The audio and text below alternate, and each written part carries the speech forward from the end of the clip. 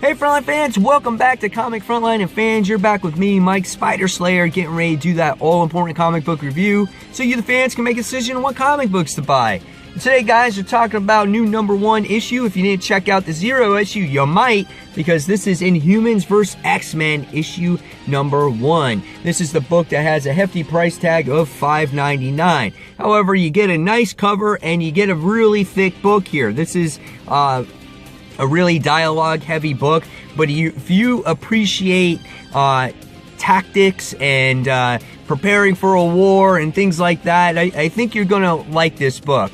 I was overly impressed by the 0 issue. It was awesome to see Hank McCoy try to do everything in his power to come up with a cure with the Terrigen Mist. And it was awesome to see the inner workings of Emma Frost trying to prepare in case there is a war. And in this issue, you get to see all that stuff unfold. And I thought it was really well done. This book is written by Charles Soule and Jeff Lemire. And the artwork is done by Linnell Francis Yu, who also did, I know, Avengers in the Avengers Now series. And the artwork is pretty good. I thought maybe the colors could have been a little bit better. And maybe, excuse me, a little bit sharper. And but nevertheless, I thought it was really good artwork, and I felt that the artwork did improve as the book went along. Here you get to see Lockjaw in there. Miss Marvel was in the book very briefly. Emma Frost is very emotional in this book, and you know, and she looks good. Storm looks good. So overall, I thought this artwork was a nice book to really look at, and it told the story really well with the dialogue. So what was the story about this time around? What was my final thought on this? Well, in this actual story, we wind up seeing a mysterious singer in the quiet room, and we wind up seeing that Black Bolt is being summoned by this VIP person, and he's kind of curious on what's going on. And then the book shuffles back to where we last left off, how they're discussing on how it's time to go to this war, how to stand up to the Inhumans, how to stop this Terrigen Cloud, because if we don't stop this Terrigen Cloud, it's going to kill the mutants. And Hank McCoy has this thing going, we can survive, we can move on, we can go to another planet and still live, but if we fight with the Inhumans, we're going to die. It's going to happen no matter what. And we get to see this back and forth discussion between all the all the mutants. They wind up taking a vote on who should actually, who wants to do this war and who doesn't want to do the war.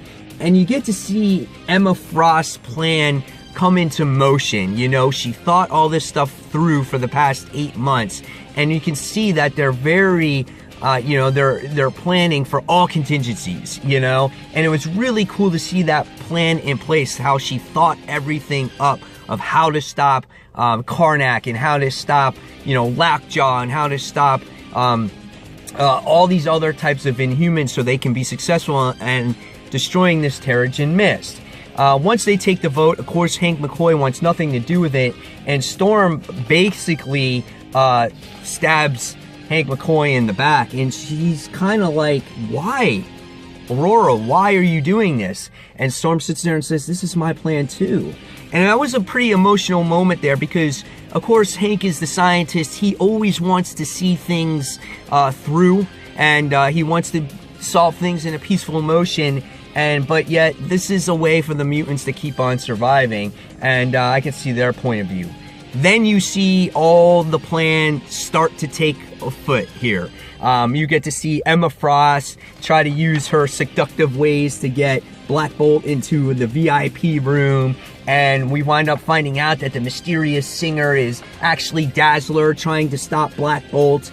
And then you wind up seeing Jean Grey. She makes her appearance, and she, corners Karnak in there with some kind of psychic power thing where she traps him in his mind and whatnot. And it was really cool to see all these things that they have been planning for 8 months really take place. We get to see Magneto take over the ship, and they strike first, and Medusa is ready now to strike back. The really cool thing is that Phantom X sits there and puts Lockjaw to sleep, which I thought was really funny. And basically, you get to see the mutants make their attack.